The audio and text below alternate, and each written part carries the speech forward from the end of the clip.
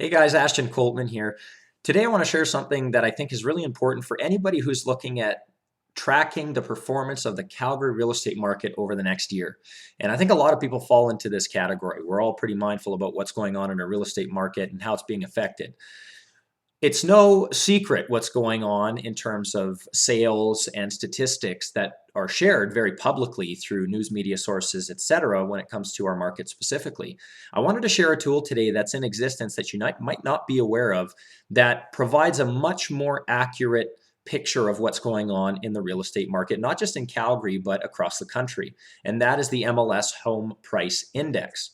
Now, what is the home price index? Well, essentially, they've created something with a collaboration of about 6 major real estate boards across our country to track variances in the home price using very specific formulas that create much more accurate representations of what's actually happening in the market.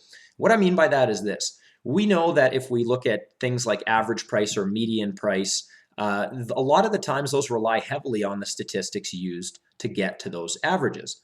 Now, depending on what is used and what those sales were for that very finite period, those numbers can vary pretty dramatically.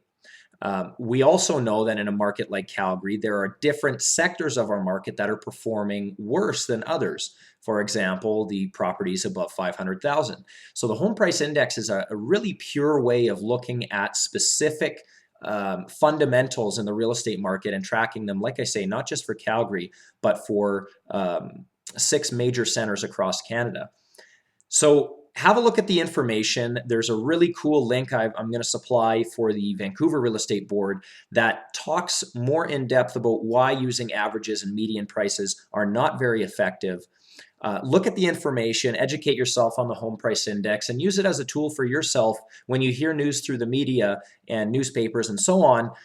Use this resource to try to make some sense of what's going on and look at very accurate numbers when it comes to the real estate market in our city.